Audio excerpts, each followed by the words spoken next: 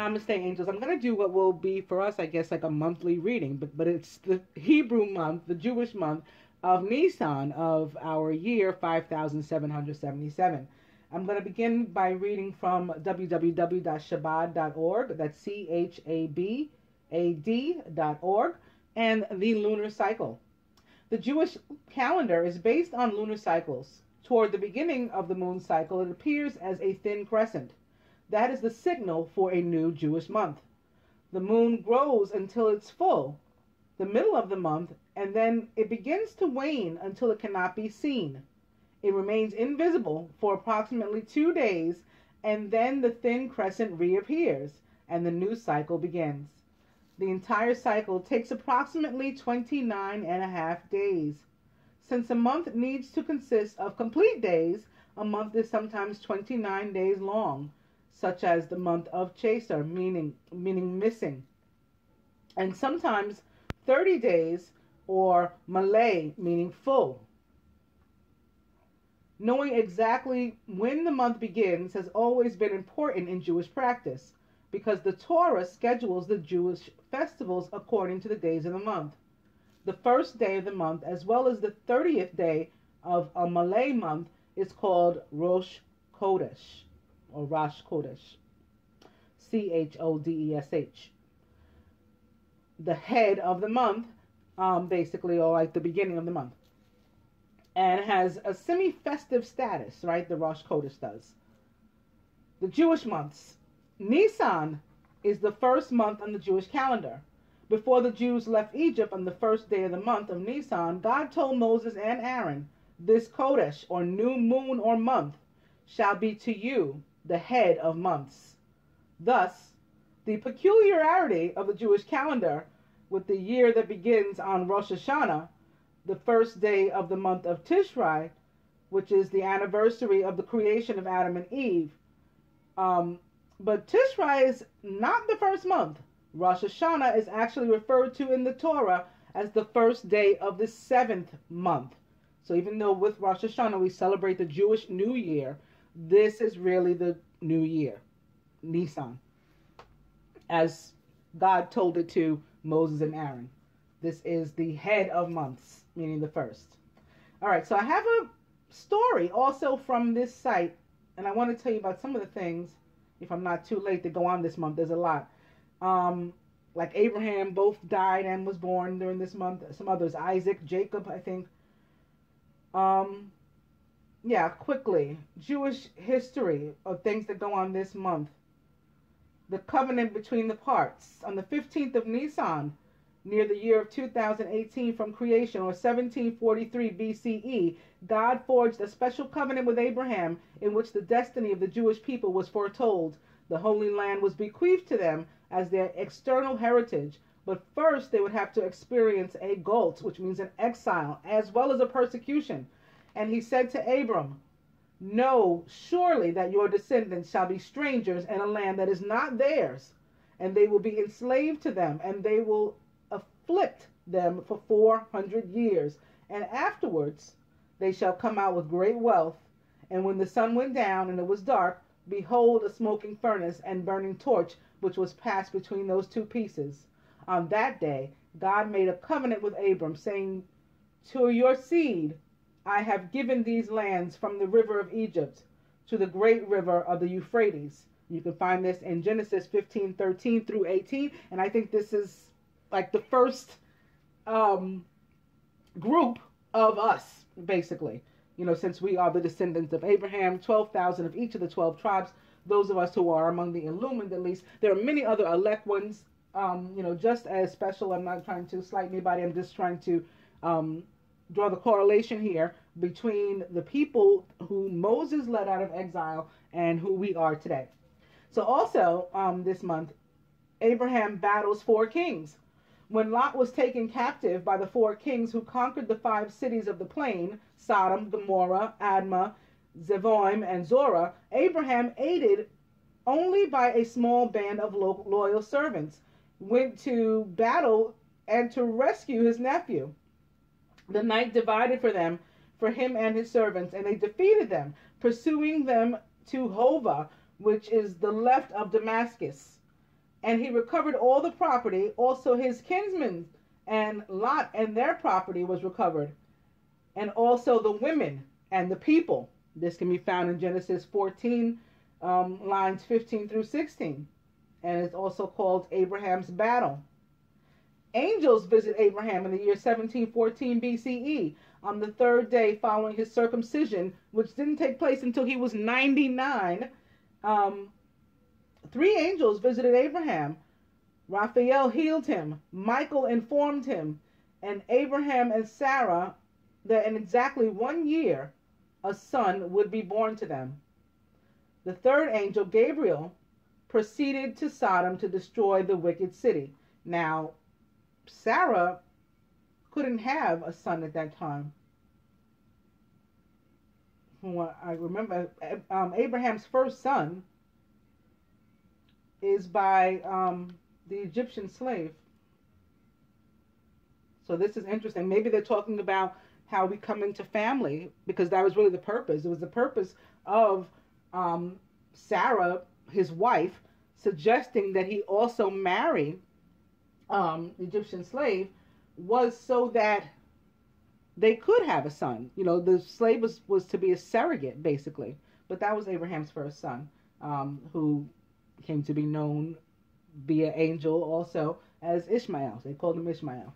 Anyway, Isaac was also born this year, in the year 1713 BCE. God remembered Sarah as he had said, and, okay, so Isaac, this is later, after Ishmael. All right. God remembered Sarah as he had said, and God did to Sarah as he had spoken, and Sarah conceived and bore Abraham's son in his old age, at the set time of which God had spoken to him. Abraham was 100 years old when his son Isaac was born to him, and Sarah declared, God has made laughter for me, so that all who hear will laugh with me. And that's not at her, but with her. And this is found in Genesis 21, 1 through 6. Jacob wrestles with an angel in 1556 BC, and Jacob was left alone, and the man wrestled with him until the breakdown. When he saw that he could not prevail against him, he touched the socket of his hip, and the socket of Jacob's hip became dislocated as he wrestled with him. And he, the angel, said, let me go, for dawn is breaking. But he, Jacob, said, I will not let you go unless you have blessed me. So he said to him, what is your name? And he said, Jacob. And he said, your name shall be called no more Jacob, but Israel, for you have contended with God and with men, and have prevailed. Genesis 32, 25 to 29. It was the eve of Nisan 15. The next morning, Jacob confronted Esau in the flesh. Esau, who had come with a band of armed men with the intention to kill his brother, ran to meet him and embraced him and fell on his neck and kissed him, and they wept. Esau invited Jacob to join him to his mountain kingdom, but Jacob replied, please, let my Lord go on ahead before his servant, and I will lead on slowly according to the peace of the cattle that goes before me and the children until I come to my Lord, a promise yet to be fulfilled. And this is found in Ibid 33, 4, 14. And so much more. Moses at the burning bush.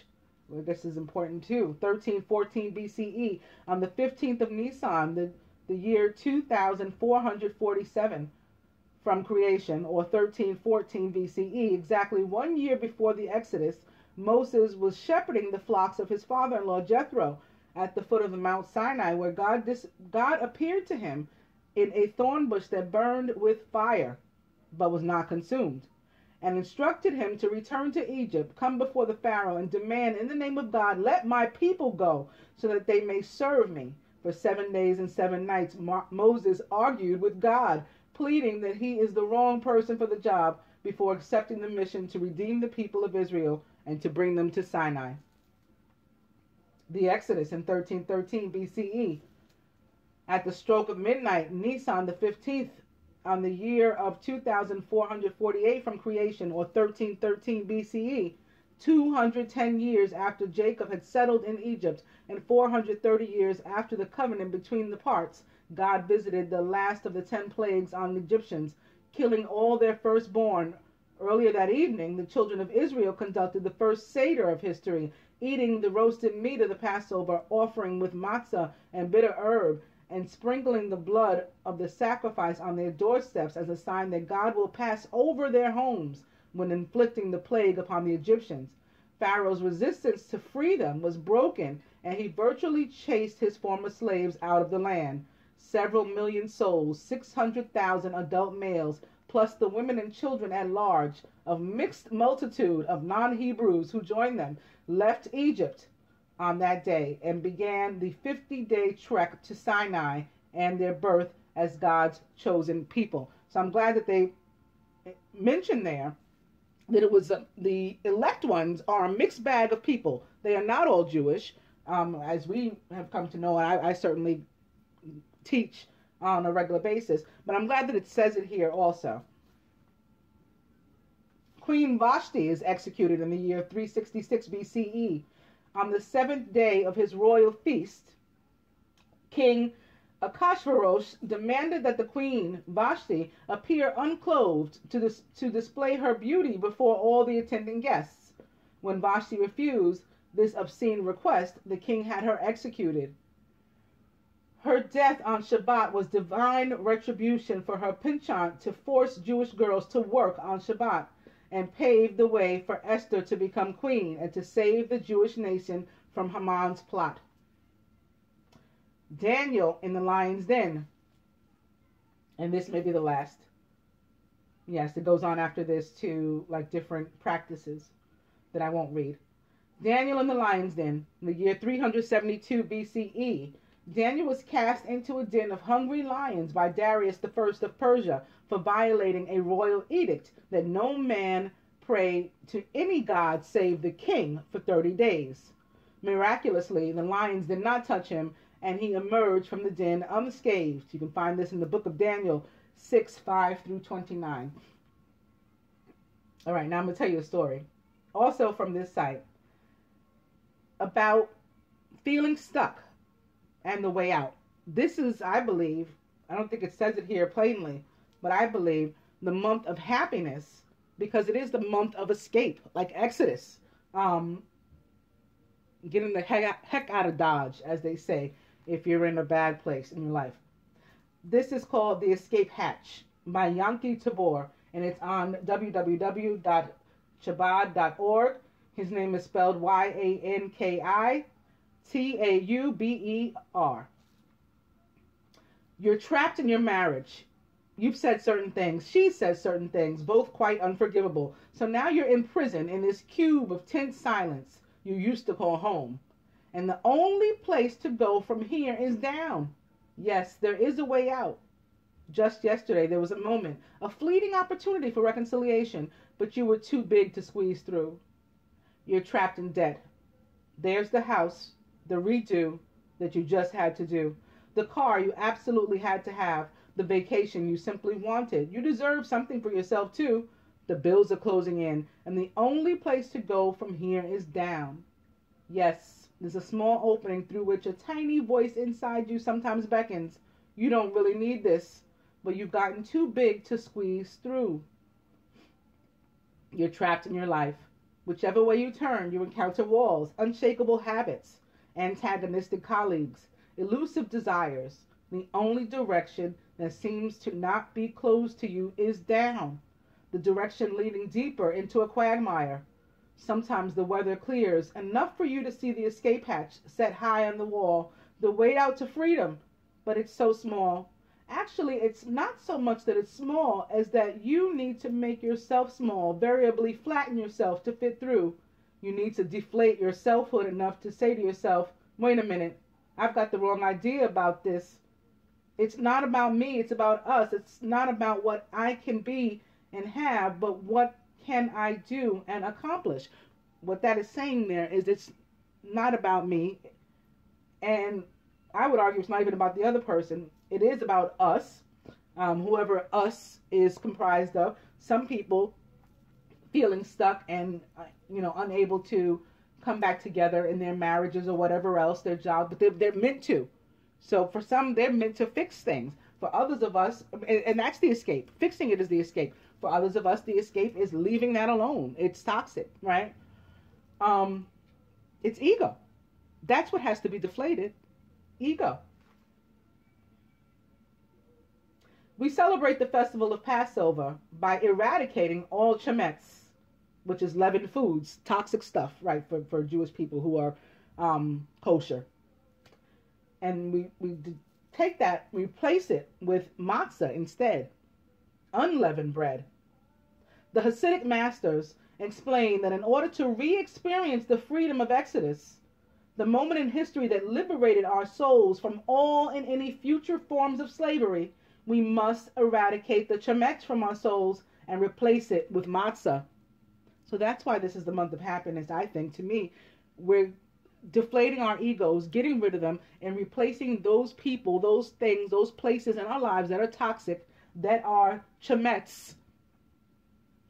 We're replacing them with matzah, unleavened, healthy bread, sustenance for ourselves.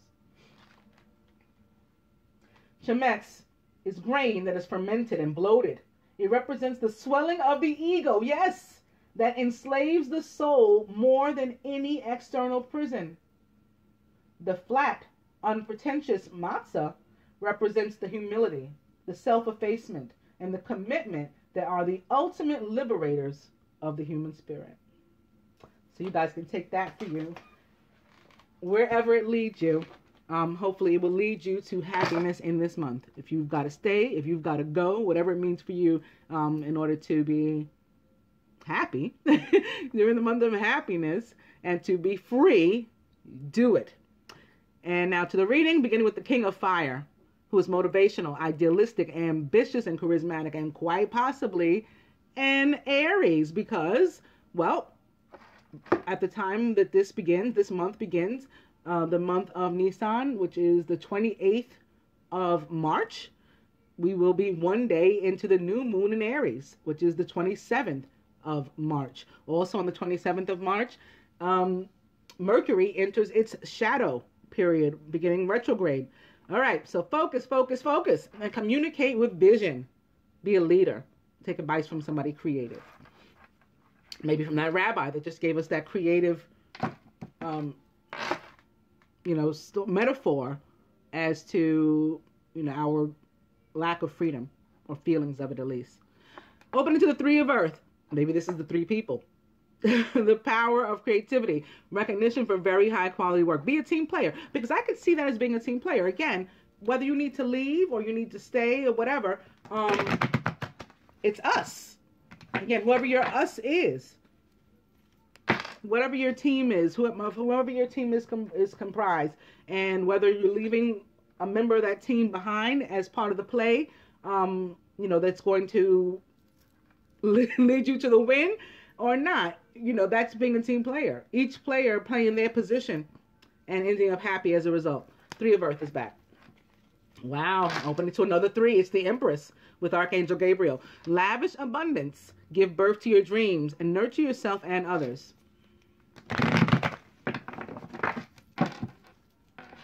Three of Earth back. Yep.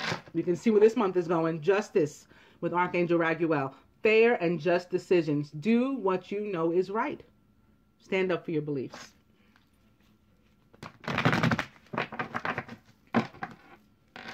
Three of Earth again. Opening to the Page of Fire, who also may be an Aries or Leo or Sagittarius. The Page of Fire is outgoing, creative, confident, and mischievous, and brings us news of an exciting new endeavor. Use your originality and ingenuity.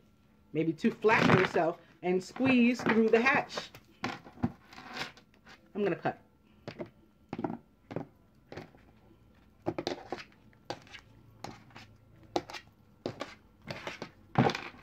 It's the Five of Air. It's conflict.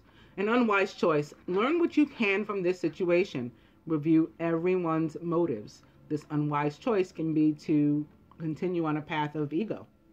Okay, we must deflate ourselves.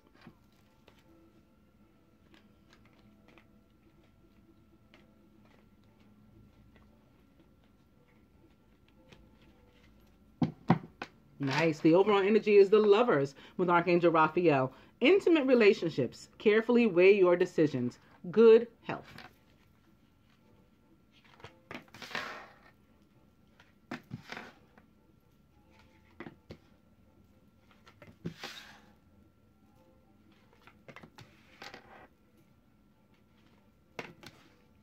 So if I wasn't being clear, especially now seeing the Lovers, which can very well be about two karmic, partners or relationships of one kind or another,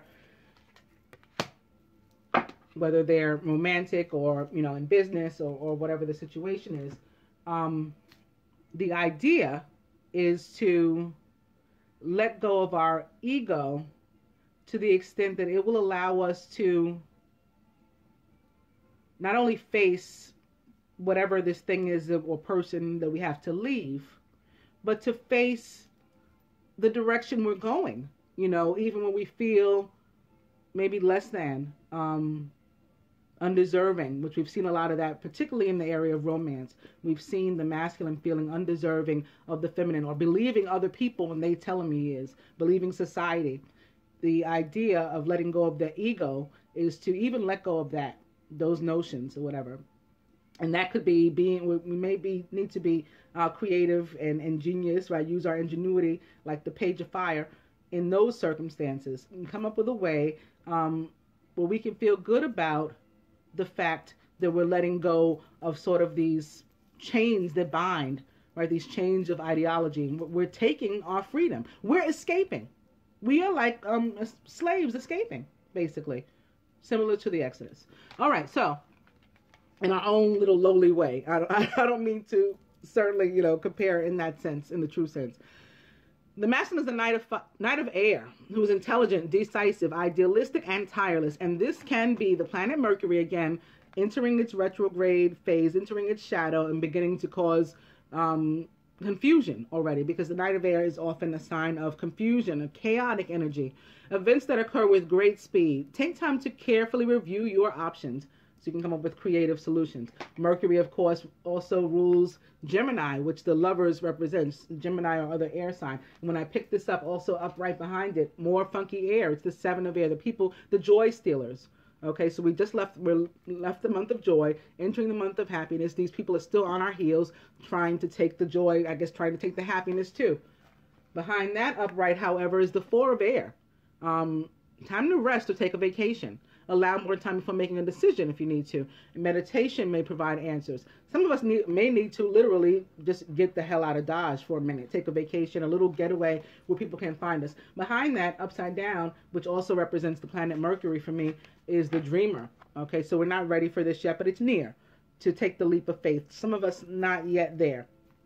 And that's what this reading is about, so we can learn how to get there.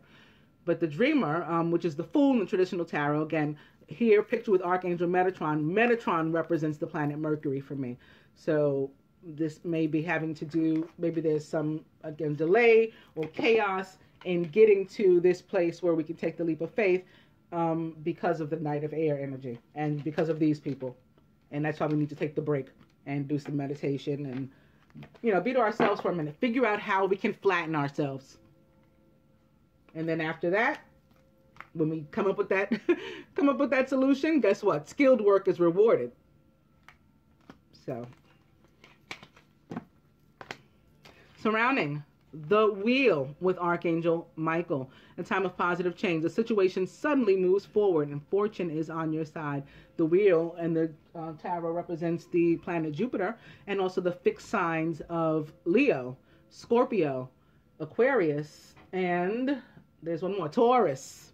And I think Taurus, there's something I'm trying to remember about Taurus. Well, I think one of the retrogrades moves into Taurus or something this month. We'll have to revisit that maybe in the comments or something. In the masculine subconscious, very nice. It's the 6 of water. Memories from your history or childhood. Issues regarding children are also a possibility, and you may just be romancing the past. This can be because Venus is in Pisces. The Venus retrograde is in Pisces this month. Feminine, the sun with Archangel Uriel. Happy outcome. Brilliant new ideas that lead to success. Have confidence in yourself. Well, it's the month of happiness. We should be having happy outcomes.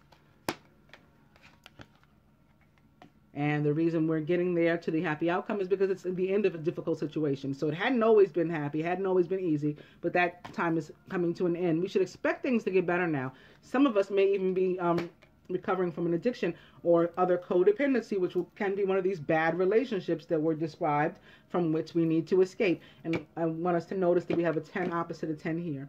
So both of us dealing with energy that's coming to an end, where the masculine had been in a place where maybe fortune was not on his side. That is changing in his favor. He has major arcana energy, though. We have regular 10, we have minor arcana. It's okay. So yeah, his hard times coming to an end, our hard times coming to an end. At the same time, we're finally going to be like on the same page. How awesome is that?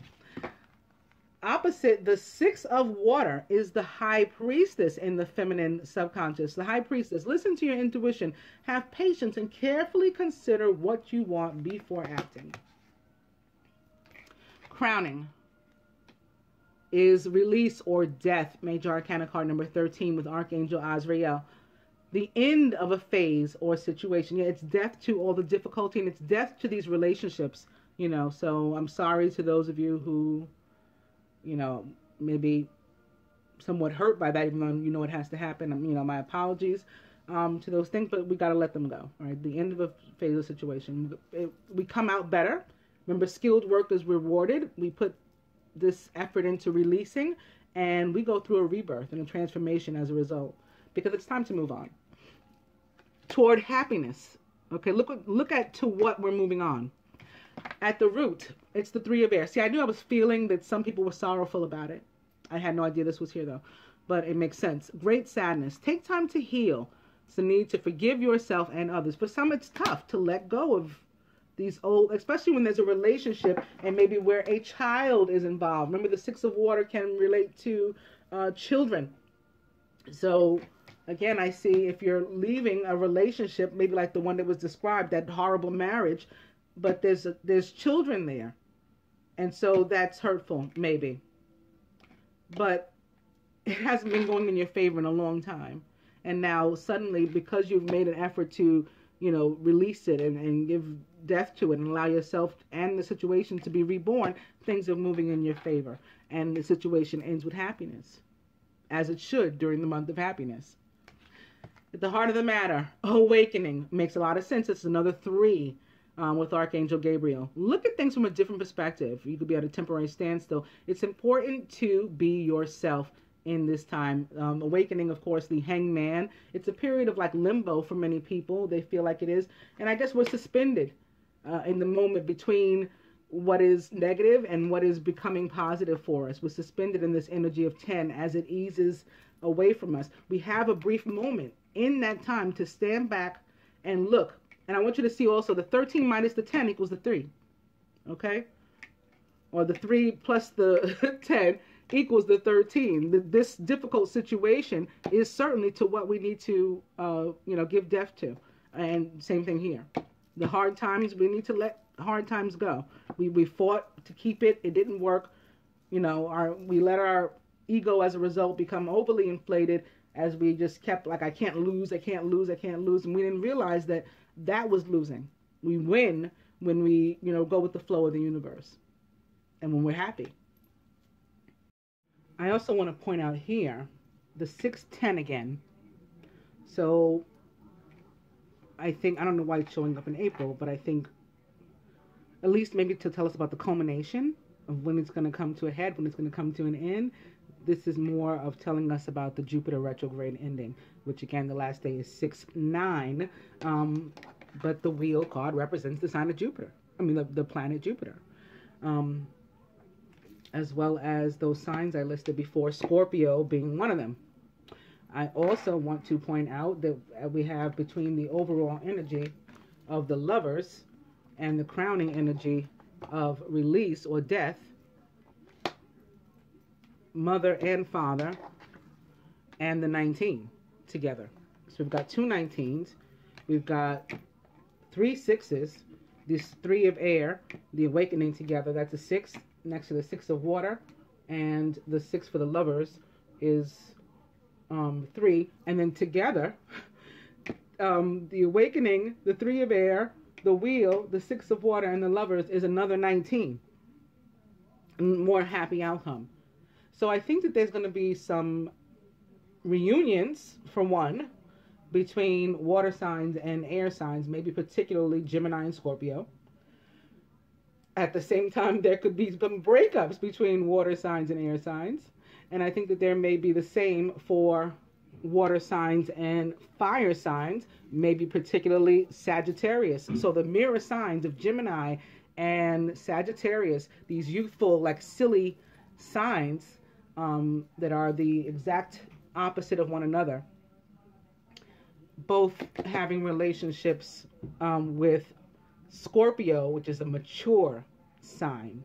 So that's very interesting. I see, yeah, it could be breakups and or reunions between those people. I mean, it could be anybody, but I see those here. However, the outcome is happy. Like even in the case of the breakup, it's like a necessary thing. It's a difficult situation coming to an end. And, you know, even if there's some pain or a hole left that needs to be healed, I think that we take a step back and we look at it and we say, you know what, this is a good thing. You know, like the initial cut, the first cut is the deepest, they say. The initial cut is like, out, you know, that hurt. And then, you know what, I'm glad that I got that, you know, cyst lanced. I'm glad that I had that thing, that tumor removed from me. At the end of the day, I'm happy about it. That was the best thing to do. I think it's one of those situations. And now I've changed what I wanted to do now too. I'm going to go to the romance cards. Beginning with stay optimistic about your love life. Positive thinking and faith will bring you romance. And it's funny, a friend of mine who is a tarot reader, and we're friends on Facebook, she posted this card today. And she was talking about like the feelings of abandonment and everything associated with the Venus retrograde. And as you guys know who watch me, we've been seeing that over and over and over again with that 5 of Earth. I saw it as I was shuffling, but there's no Earth here. So I just thought about that when I picked this up, how funny that is. All right. Yeah, opening to true love. Like the kind of love between the lovers or mother and release or death and father. That is the Sun.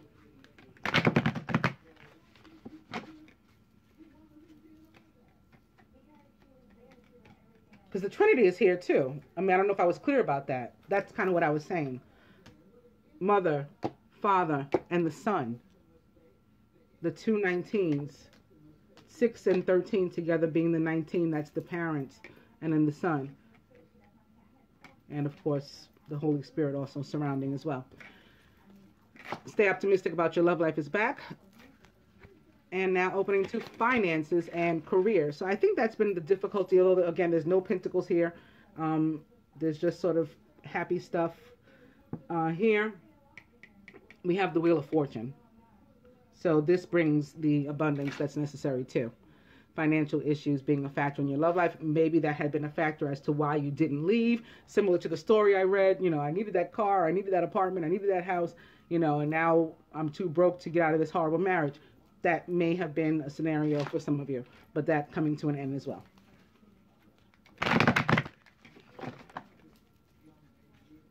So for some, this could be the time when you start the process maybe of, you know, what you're going to do when you start your planning. And then by June, you're out of this situation. And some are coming out of it now. Opening to let your friends help you. Ask for and accept support from others. Maybe a listening ear.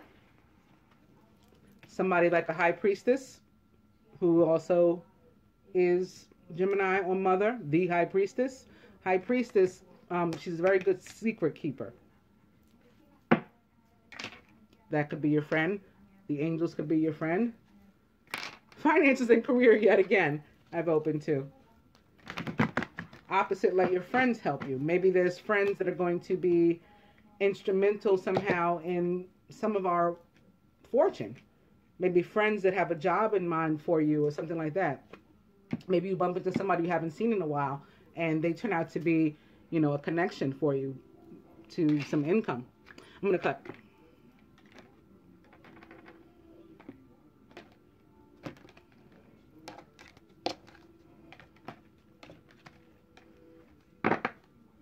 Honeymoon. Yep, there we go. June 10th is a big day for a lot of you. 6/10, which is the first day following the honeymoon, which is on 6/9.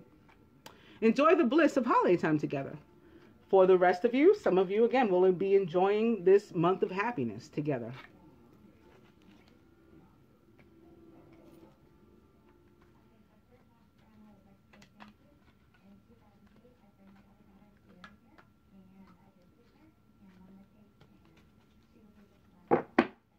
The overall energy is religious factors. How appropriate is that for our Hebrew, the reading of the Hebrew month of Nisan? Not that it's religious, but sort of spiritually based, certainly. And again, I think tying into for some of us, just tying into the fact that these are these sacred unions, not unlike the kind that are described in Genesis and Exodus. And then for others, our religious ideology, our upbringing, our different belief systems that we were holding on to is what kept us trapped in these bad relationships, whether they were marriages, jobs, friendships, whatever they were. It's all coming from that. All right, that's the overall energy.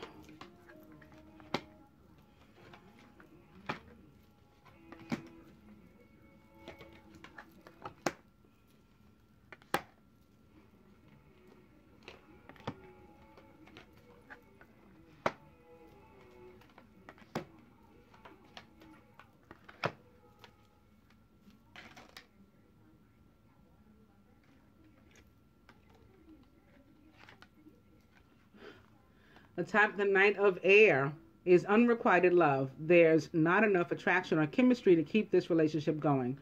And for this, I think it has something to do with the breakups. Again, breakups involving air signs, quite possibly, and water signs. Or air signs and fire signs. Like these combinations that are present more so than anything else.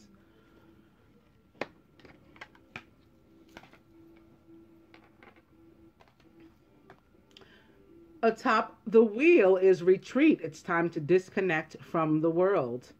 And we see this happy couple in their wedding attire. Again, I think this relates mostly, for the most part, to June 9th and the honeymoon. And that's why they still have on their wedding clothes. For others of us, we just need to, pull away and do our own thing. And figure out what we're going to do with our newfound abundance. How we're going to apply it. Make some plans. Atop the Six of Water, which again can easily be a soulmate, a past life relationship, a reunion, a reconciliation, new love. A new person has stirred your romantic feelings. This can be meeting for the first time your divine partner. Some of us have not met at all. We haven't been in contact, nothing. We have no idea who they are. This could be the time when you meet them.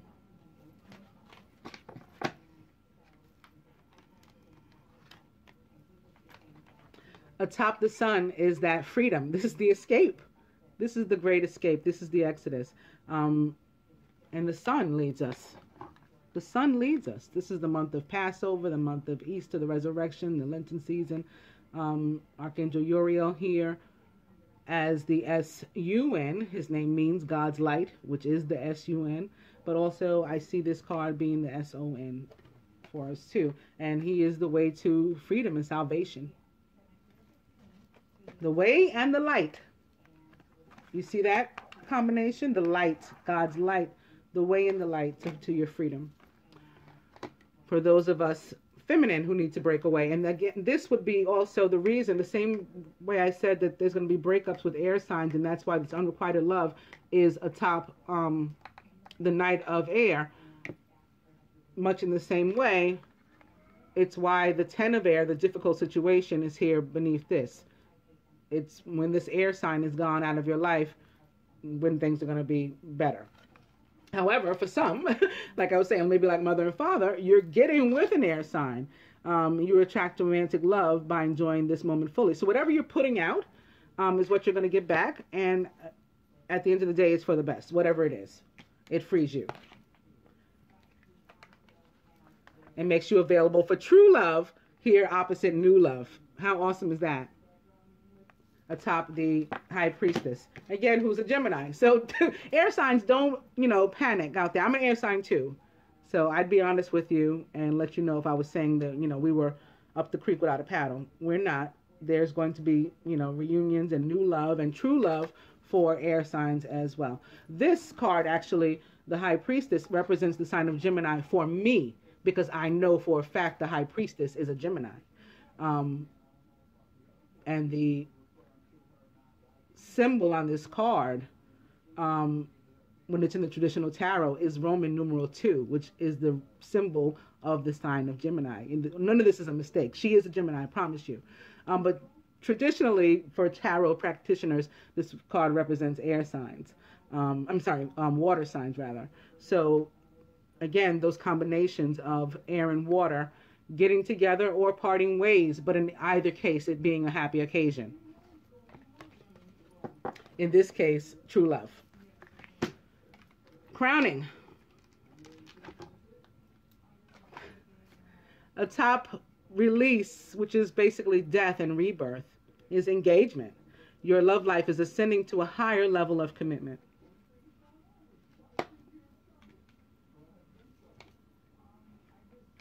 Atop the 3 of air is let your friends help you. Ask for and accept support from others. I think this is just like let your friends help you to get through whatever pain it is you're feeling. Go out, have a couple drinks, have a good time, take your mind off of anything that would make you unhappy, and instead bask in new love, bask in true love.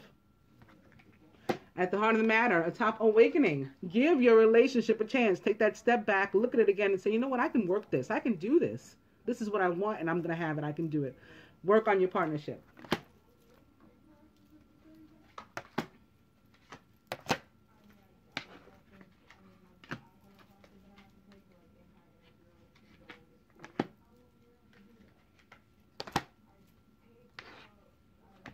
I had initially been moved to use my life purpose deck.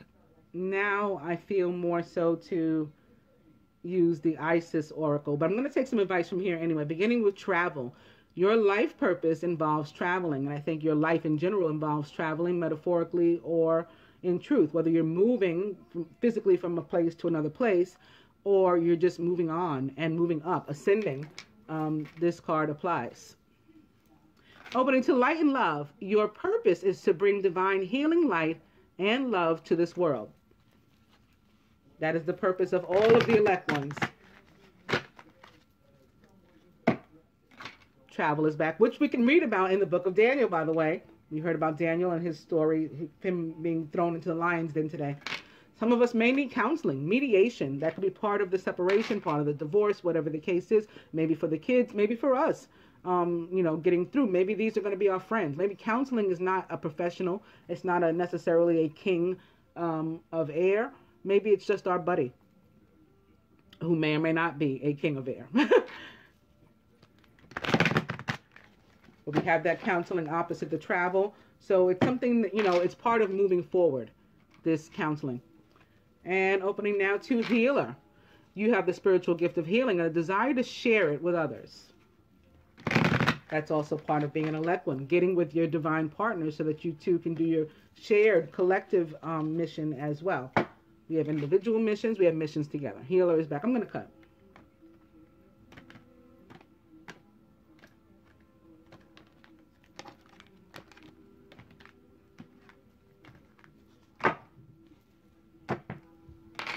And oracle cards, I think this is about putting your cards on the table, actually. I'm using, the life purpose deck. So it has a lot of career-oriented stuff, but I'm using it towards our actual life, whether that is in terms of our career or not. And right now, the first thing that came out of this card for me is that this is about putting their cards on the table and taking that step back, like the hangman, and to look at them. Let me see what I got, so I can play my hand properly. Something jumped out. And it's writing. You heal, inspire, teach, and entertain with the words you write. And that left me on study when I stopped shuffling in my hand. Reading, research, and education help you to gain confidence and clarity about your career, but not just your career, about, you know, your life. I think that the writing and the study having shown up together just now is just more toward the experience is a good teacher type of theme, and that this is a learning moment, a teaching moment for us all in life.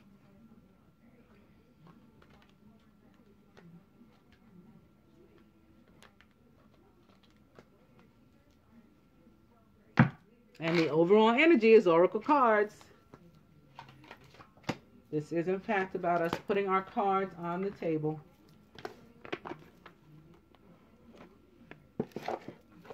Lastly, from the Isis Oracle, beginning with Serpent of Fire, Priestess of the Serpent Sisterhood, and opening to High Priestess. What I say? Mysteries revealed in the eyes of Isis.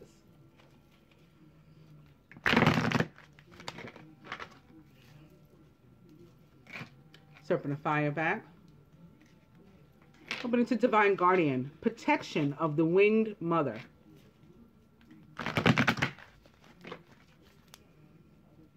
Divine Guardian back. And Ancient Power Mysteries. Hear the rattle of Isis playing.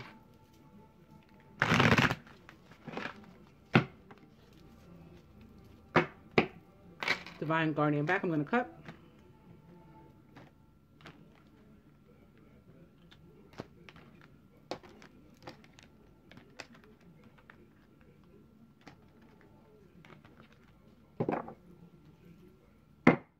Started with Serpent of Fire, we're back to Serpent of Fire and the Priestess of the Serpent Sisterhood.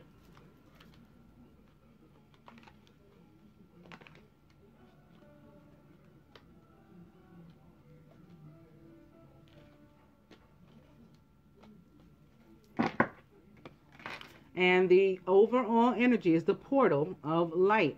Sort of takes me right back to I'm the way and the light.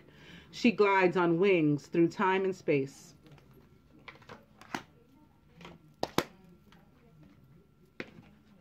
Masculine, the romance angels say to you, chemistry, there's a strong magnetic attraction here. So it's going to pull you to where you need to be. It's going to help to guide you. Feminine, getting to know each other as you reveal your innermost selves to each other, your bond deepens. So some of us may not want to be so high priestessish because she could keep a lot to herself. We wouldn't want to open up if that's been our behavior in the past.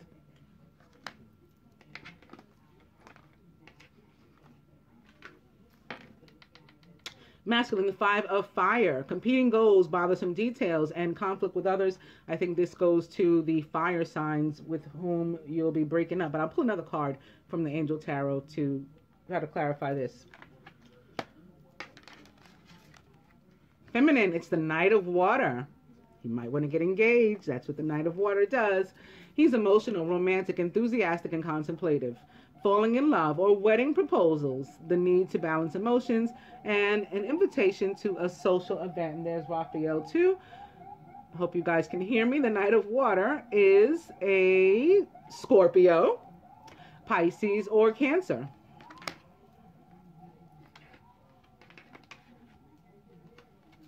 Masculine, you may be the one to do some writing. Maybe you want to write a note, send a card, you know, send an email, a text. Your soul longs to express itself creatively. Feminine, support. Okay, you may be a support system. Maybe you're the friend that's going to help, that's here at the root. Your love life and your life. It doesn't say love life. I don't know where that came from. Your life purpose fully supports you, and you can fully support, help to support others. From the Isis Oracle to the Masculine, Lady of the Stars, the Priestess of Sirius. And to the Feminine, if I can pick it up, Temple of Black Obsidian, the Dark Healing Chamber. But first I want to pull the next card from the Angel Tarot for the Masculine, having to do with this Five of Fire, although it is upside down. And it's strength, so it's more fire sign. It's a difficulty that we're having with a fire sign or someone who's behaving like one, or that energy. It could just be the energy of Aries in the air. Great inner strength. Release harsh judgments and exercise some forgiveness and compassion. The next card from the romance angels says that it has to do with a past life relationship. You've known each other before. So this could be your ex, whomever you're breaking up with, a friend that you're no longer going to speak to, a family member that you've been having difficulty with. The wands often for me represents close friends and or family. This could be your parent. For example, my father's a Leo. We have karma together. That's, we're our relatives, our parents, our children, those two are our soulmates. So it can be that type of situation. The next card from here is the Three of Earth. So yeah, it does have to do with a third person, a third energy. But there's the power of creativity and recognition for very high quality work if you're a team player. So you can work this out, again, to end up at the happy outcome. And then you'll have it. The next card is the Page of Fire, who's outgoing, creative, confident, and mischievous. And he brings news of an exciting new endeavor. This is part of the moving on. Use your originality and creativity and ingenuity.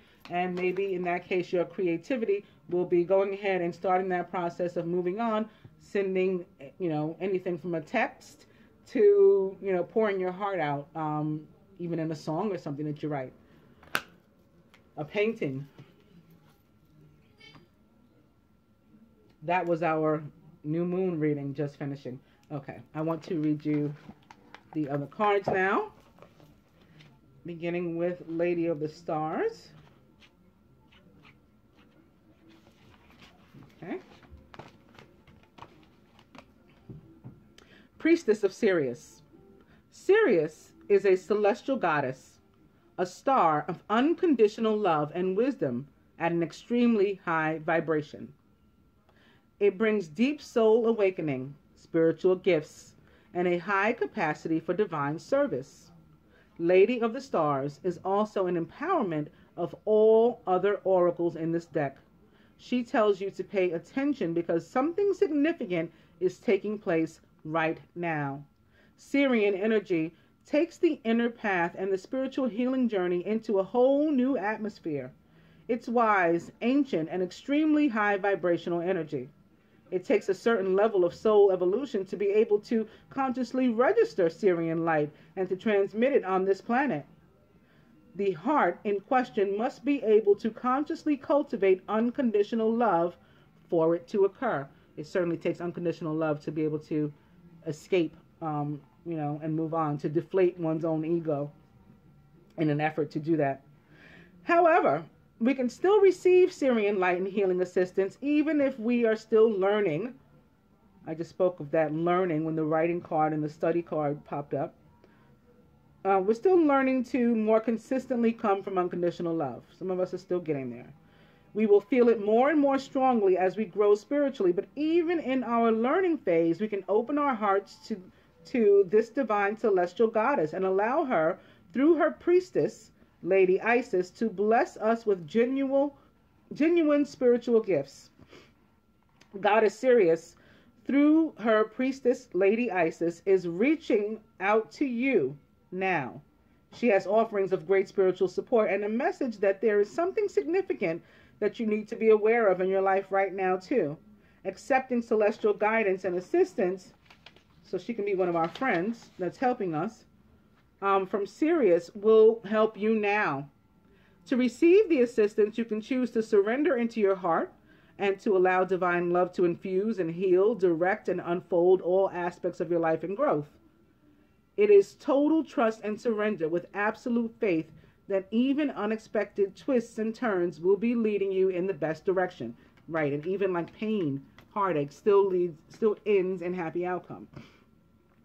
Advanced souls are capable of feeling and receiving the high vibrational love from Sirian star system more consciously and consistently. It can come to feel like a perpetual spiritual sun above the crown of your head, nourishing you with light at all times, causing your own soul light to grow brighter. As you surrender into your heart, your soul light will feel more and more palpable to you. The gifts of Sirius flow into the soul like a cup receiving divine nectar. The more aware and connected you are to your soul, the more conscious you will be in recognizing the blessed gifts of Syrian light in your life. The priestess, Lady Isis, wishes to help your soul connect with Sirius, and for you to connect with your soul as well, so that the full blessing of the celestial star goddess can nourish and transform your life, allowing its course to run true to your real, genuine, divine passions. Even if you aren't sure what those passions are as of yet, your soul knows, and Syrian energy helps your soul to be itself on this planet. Sirius brings blessings of heightened intuition, refined soul healing, ability, and closer connections to your soul and the Lady Isis too. If you've been questioning your evolution, starting to wonder if you're really just at the beginning of the path or really in initiation at all, then this card is a divine acknowledgement of the power, light, evolution of your soul vibration, that there is refinement and advancement there that is not grandiose. In fact, one way to know whether this guidance is genuinely for you is that you will feel peaceful and humble within you as you receive this guidance. You will feel gently validated and affirmed within, not puffed up with false pride or ego. How perfect is this card coming off of that story that I read about being puffed up and needing to deflate ourselves from ego. You will feel inspired and uplifted to continue your inner work. Not in need of telling others how advanced you are spiritually. I hate when people do that. I hate that. I see that a lot on my Facebook. I can do this and I can do that. I'm just sitting there like, really?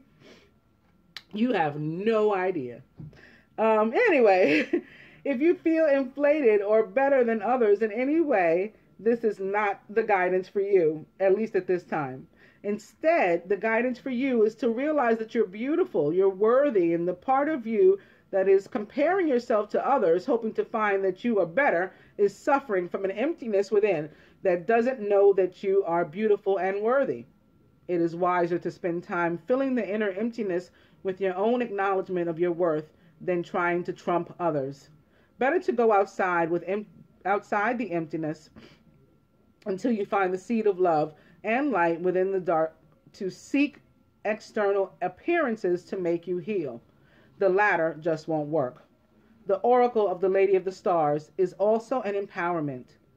It enhances, amplifies, and strengthens any other oracle that you draw immediately before or after it. It is a call to pay attention to the next cards, and you are guided that you will grow greatly through the lesson of learning specified in any oracle next to it. Make it a priority in your awareness at this time in order for the deepest spiritual awakening to occur. You're also guided that when the Lady of the Stars reappears around any other oracle, there will be a blessing of divine grace in forms including but not limited to assistance, miracles, healing help in mastering the lessons of any oracle you pull immediately before or after the Lady of the Stars appears. If the card appears on her own, know that it is a special blessing for you, soon to be revealed. And Temple of Black Obsidian.